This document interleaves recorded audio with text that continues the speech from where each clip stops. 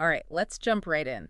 Today, we're doing a deep dive into the World Economic Forum's Future of Jobs Report 2025. Sounds fascinating. It really is. It's packed with insights about, well, the future of jobs, what skills we'll need, the strategies companies are using, and it's based on a massive survey. That survey. Yeah, they talked to over 1,000 global employers, like big companies. Okay, so representing a lot of workers then. I'm talking millions, over 14 million actually. And they also pulled data from these huge players like ADP, Coursera, Indeed, and LinkedIn. Wow, they really covered their bases. Yeah, they did a really comprehensive job. So I think it's going to be pretty interesting to see what they found. Absolutely. And I think one of the things that jumped out at me when I first read it was this kind of paradox they highlight. On the one hand, they're projecting global job growth. Okay, so more jobs. Yeah, 78 million new jobs by 2030. Wow, that's a big number. Huge, but at the same time, they're predicting this massive churn in the labor market, like a 22% shift. So more jobs, but like a lot of things are changing. That's what you're saying. Yeah, like some jobs are disappearing, new ones are emerging. Okay, I can see how that would make people nervous. Right. It's a lot to wrap your head around. So what's behind this big shakeup? Is it just, the whole robots taking our jobs thing? I mean, automation is definitely a part of it, but the report points to a bunch of other trends that are reshaping things. Like what? Well, broadening digital access is a huge one.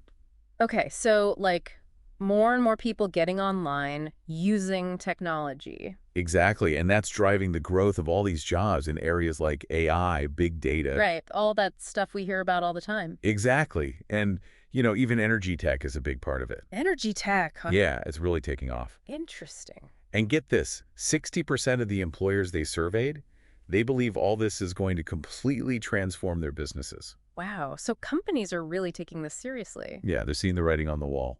Okay, so tech is a big deal, but the report also talks about other things like the rising cost of living and climate change, right? Yeah, those are major factors too. But how do those things impact jobs? I'm curious about that. Well, for one thing, even though they're expecting global inflation to go down, 50% of employers still think that rising cost of living is going to significantly impact their business. That makes sense. Everything's more expensive, so. Yeah, it impacts everything.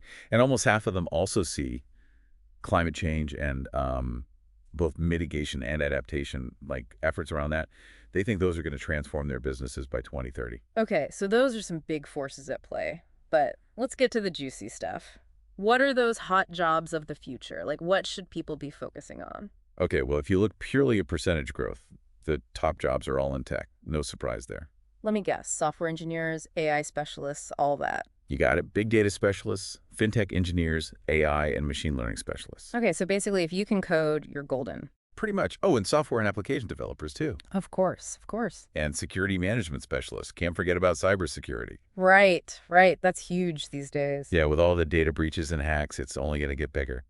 Okay, so tech is hot, but what about people who aren't, tech wizards? Any good news for them? Actually, yeah, there's good news. Oh, really? Yeah, a lot of the fastest growing jobs in terms of just sheer numbers are in more traditional fields. Interesting. Like what? Farm workers, delivery drivers, construction workers, salespersons. Okay, that's not what I was expecting. Yeah, it's a mix of things. Oh, and food processing workers, too. They're going to be in high demand. Wow, okay, I wouldn't have predicted that.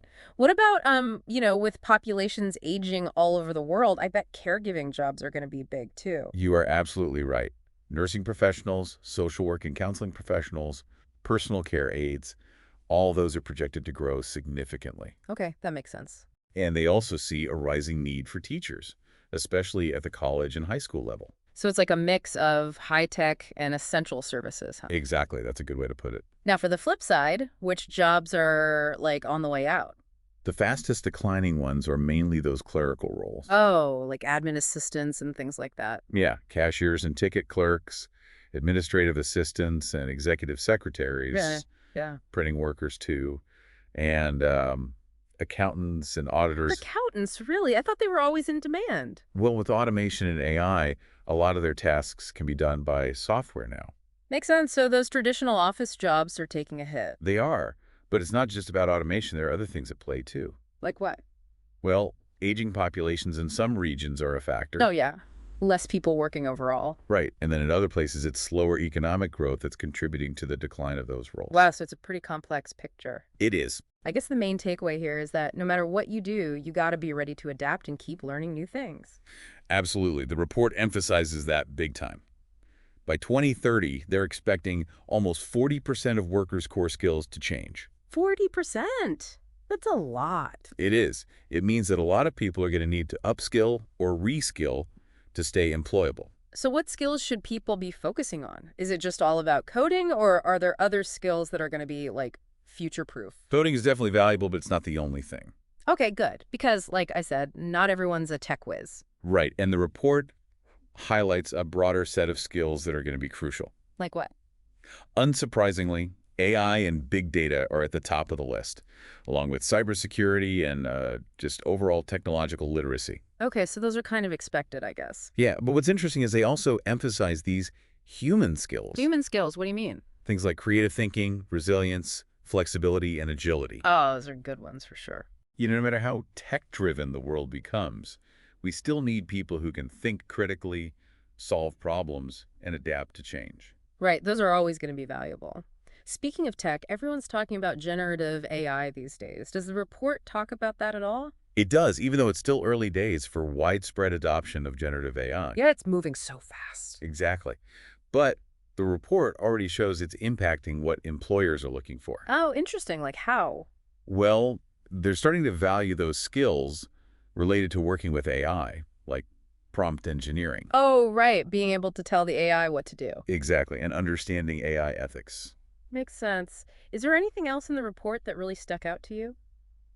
One thing that caught my eye was the section on what they call geoeconomic fragmentation. Geoeconomic fragmentation. What's that? Basically, it's about all the geopolitical tensions and conflicts that are happening. Oh, right. Like the war in Ukraine and stuff. Yeah, and all the restrictions on trade and investment. Ex- And get this, a third of the organizations they surveyed think all this is going to have a major impact on their businesses in the next 5 years. Wow. So even though we're talking about global job growth, all that geopolitical stuff could make things more complicated. It definitely could. How do you think that's going to affect people, like our listeners, regular folks? Well, for one thing, it's probably going to increase demand for those security-related jobs and skills. Oh, yeah, like cybersecurity. Exactly. And it also underscores the importance of those human skills we talked about. Oh, right. Resilience, adaptability, leadership. Yep, those are going to be crucial for navigating a world that's more uncertain and volatile. It's a lot to think about. It is, but it's important to be aware of these trends. Okay, so before we get too overwhelmed, let's shift gears a bit. The report has a whole section on reskilling and upskilling, right? It does, and it paints a pretty sobering picture. It says that 59 out of every 100 workers are going to need training by 2030. 59 out of 100. Wow, that's like most people. It is. It's a huge number. Are companies doing enough to prepare their employees for all this, or is it more on individuals to figure it out themselves? The report suggests that companies are trying. They're putting more effort into reskilling and upskilling. That's good. But there's still a big gap. A gap. Yeah, out of those 59 workers who need training, they think employers are only going to upskill 29 of them in their current roles. Okay, so what about the rest? They say another 19 might get upskilled and then move to different positions within the company. Okay, that makes sense. But that still leaves 11 workers who probably won't get the training they need. Wow, so they're kind of on their own then. Yeah, and that puts their job prospects at risk. So it really is up to individuals to take charge of their own career, make sure they don't get left behind. Exactly. The report really emphasizes shared responsibility. So companies need to invest in their people, but individuals can't just sit around waiting for things to happen. Right. You got to be proactive. So what are some things people can do to take control of their career development? Well, you got to stay informed about what's happening in your field. What are the emerging trends? What skills are in demand? Right, keep your finger on the pulse. Exactly. And then look for opportunities to learn and grow. Like online courses, workshops, things like that. Yeah, and pursuing certifications, maybe even going back to school for a degree or some advanced training. So be strategic. Don't just wait for your company to offer training. Go out and get it yourself. Exactly. Take ownership of your career trajectory. Before we wrap up this part of our deep dive, are there any other big takeaways from the report that you think people should know about? There's one more thing I wanted to highlight. It's about wages. Oh, wages. Everyone wants to know about that. Right. So the report found that by 2030, just over half of employers, 52% to be exact, they're planning to give a bigger share of their revenue to wages. So basically, people are going to get paid more. That's the trend, yeah. What's driving that, do you think? Well, there are a few things at play. For one, companies are starting to realize that they need to attract and keep good people. And to do that, they got to pay them well. Exactly. And they're also feeling the pressure of a tight labor market, where skilled workers have more options.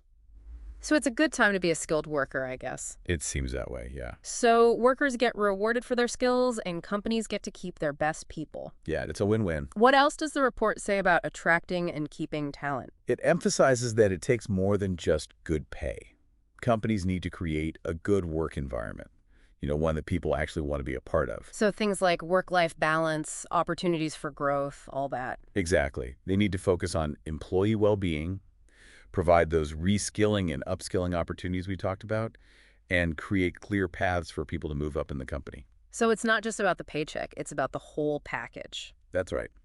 Well, I think that's a good place to pause for now. We've covered a lot of ground in this first part of our deep dive, but we've only scratched the surface. There's so much more to explore. Yeah, in the next part, we're going to zoom in on specific regions and industries so you can see how these global trends are playing out in different contexts. That's going to be really interesting. I think so too, so stay tuned. Welcome back to our deep dive into the future of jobs.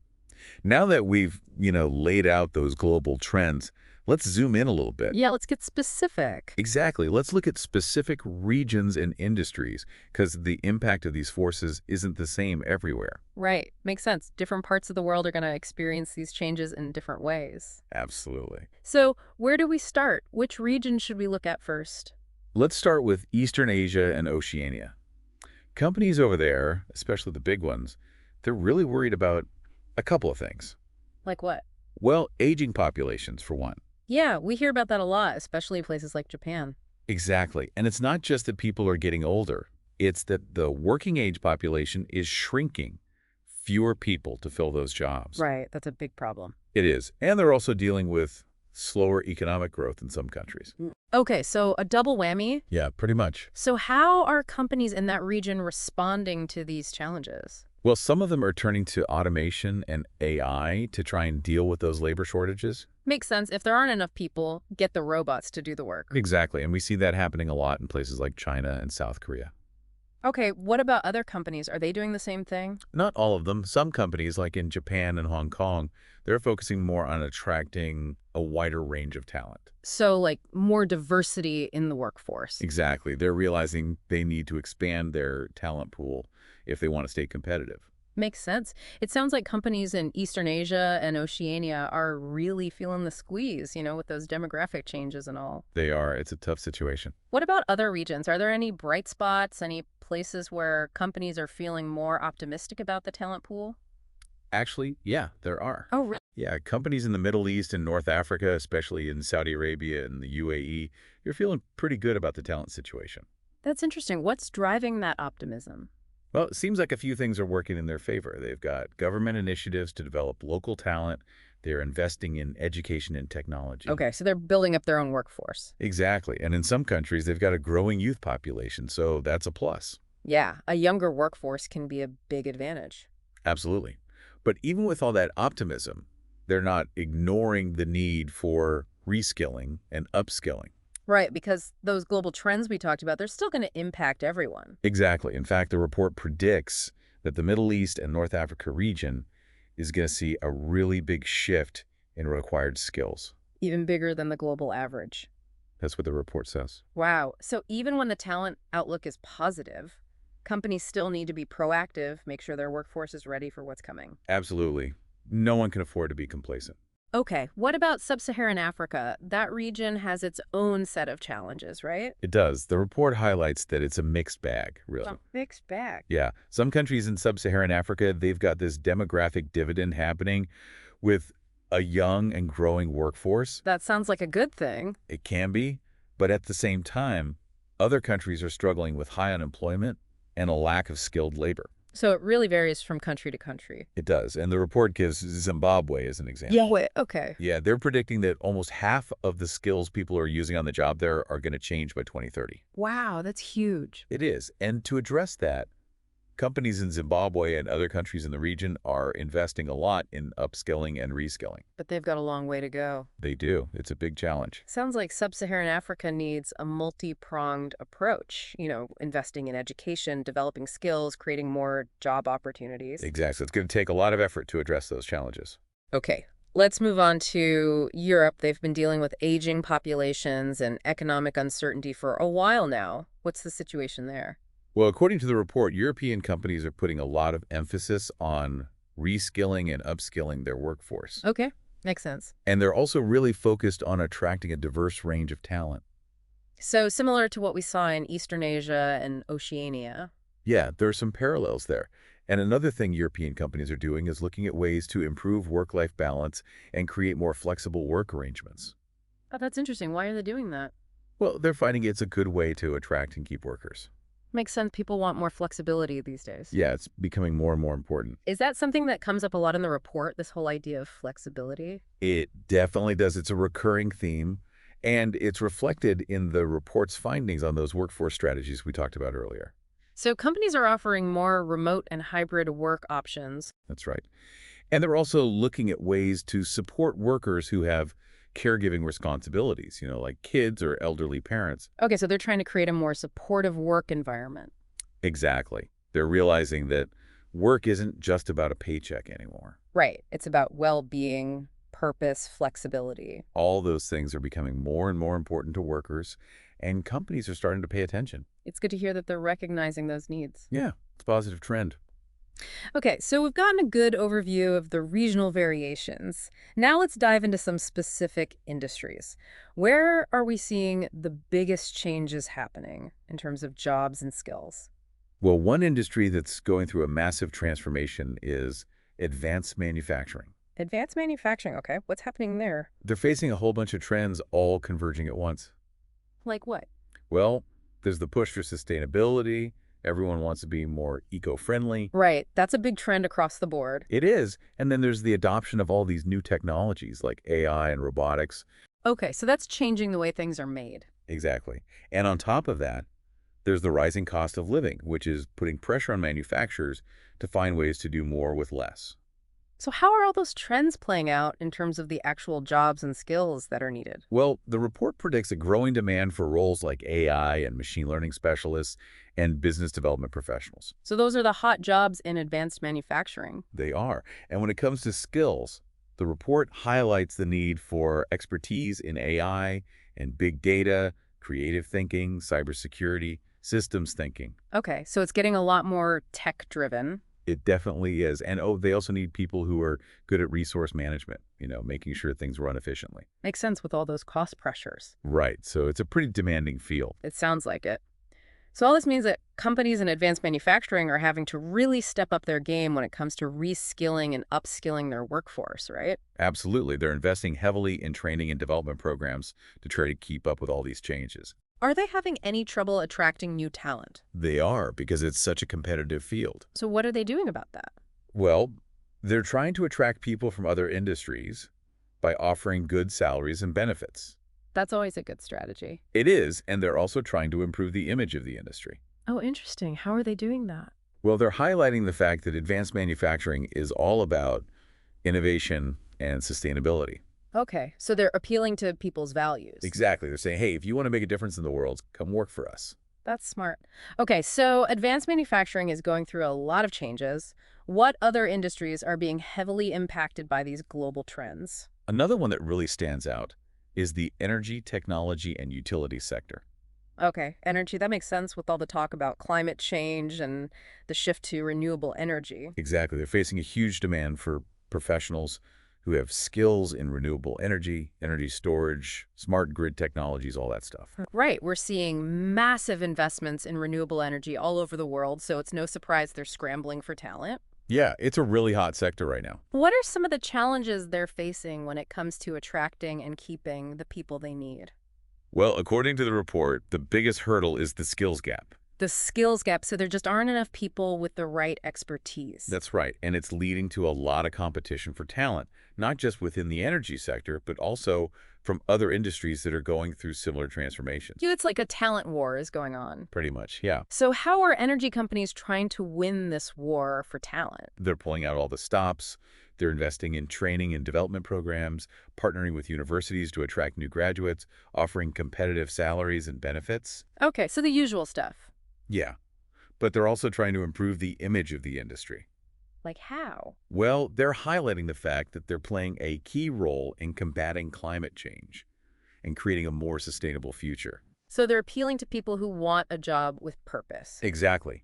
And that's really important for younger generations. They want to work for companies that align with their values. Makes sense.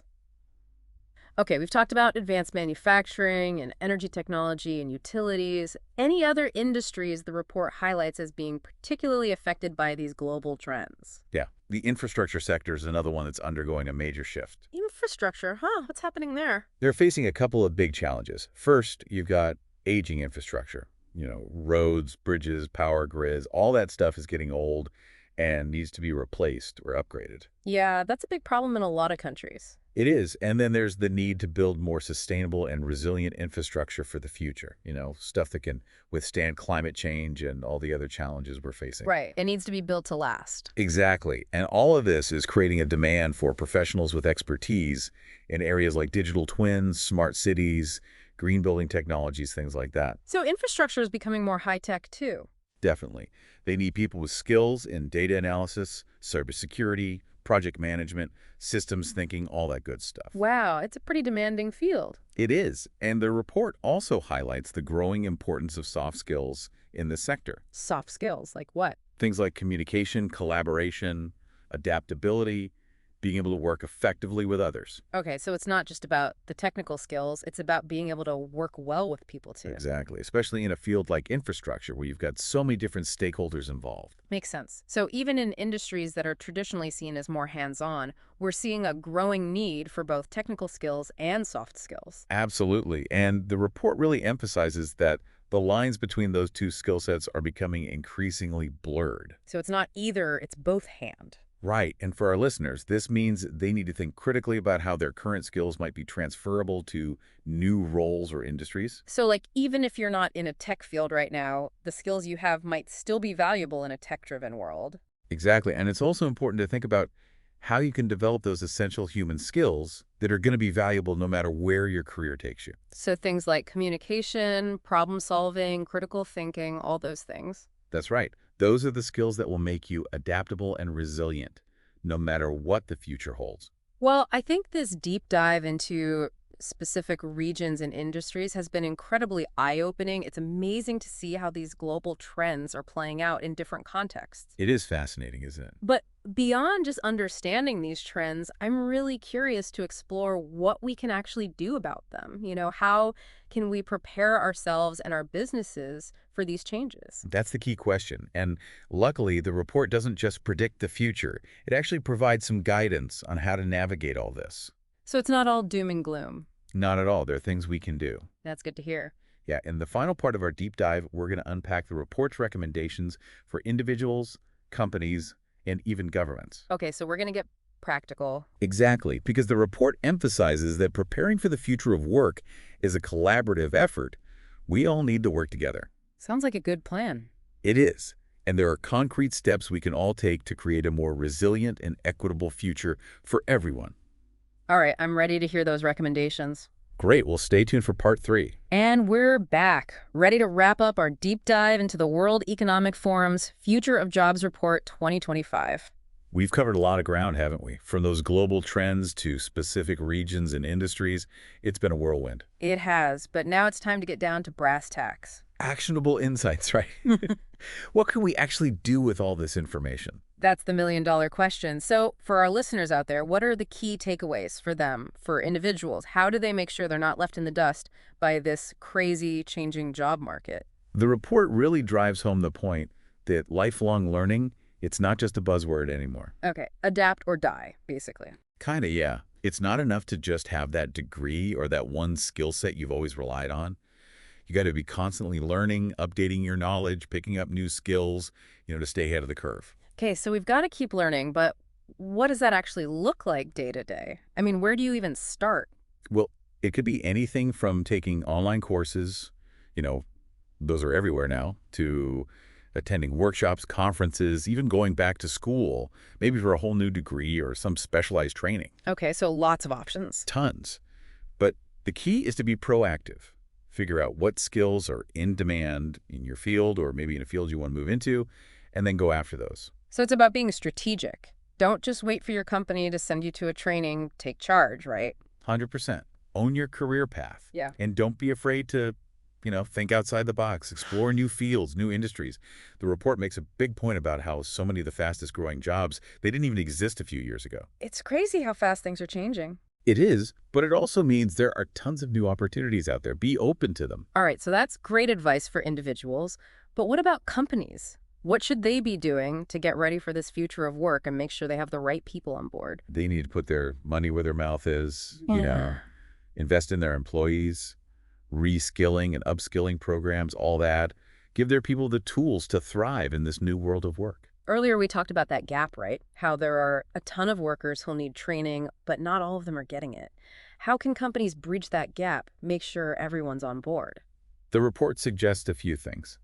Integrating training into the workday, making it part of the flow instead of this separate thing. Personalized learning, tailored to what each employee needs.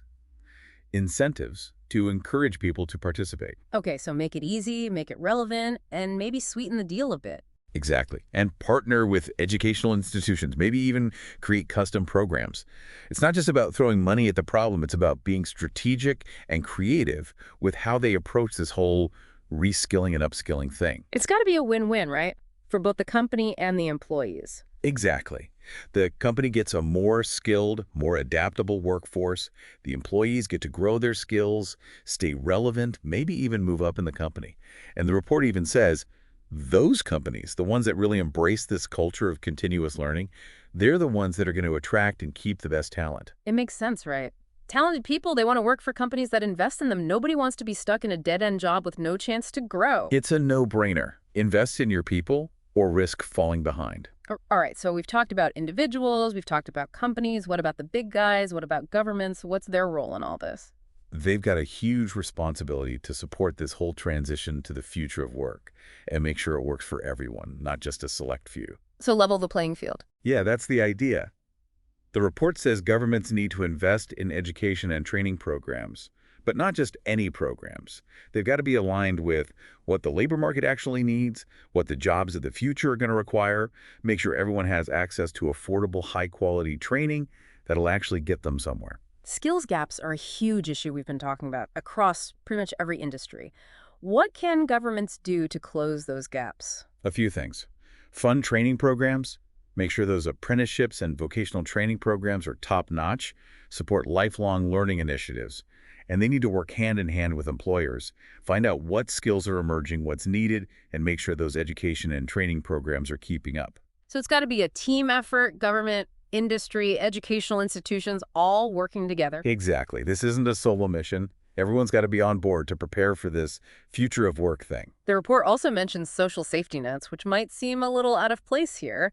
Why is that relevant to the future of work? Because as the way we work changes, and automation inevitably displaces some jobs, we need to have a system in place to support those workers during that transition. So things like unemployment benefits, retraining programs, job placement services, all that. Exactly. Help those workers who've lost their jobs get back on their feet, acquire new skills, find new opportunities, and it gives them a safety net financially, which can be huge during a time like that. Makes sense. It's about creating a system that's more resilient, more adaptable, more supportive of workers. Exactly. The report also talks a lot about data and research. Why is that so important? Because to really prepare for this future of work, we need to have a clear picture of what's going on. What are the trends? What are the challenges? What are the opportunities? We can't just be shooting in the dark. So it's about making smart decisions based on evidence, not just gut feelings. Exactly. Governments, companies, individuals, we all need access to reliable data and insights to make good decisions. The report even talks about developing tools and platforms that give real-time information on labor market trends, skills gaps, emerging jobs. I can see how that kind of data would be incredibly useful, knowing where the jobs are, where the gaps are, where the opportunities are. That way you're investing in the right areas, developing the right skills. Exactly. And the report makes a point of saying this data needs to be accessible and understandable to everyone, not just policymakers and researchers. This is for everybody. That's a really important point. Data can be empowering. It helps individuals make informed decisions about their careers, companies make strategic decisions about their workforce, governments make effective policies that support economic growth and job creation.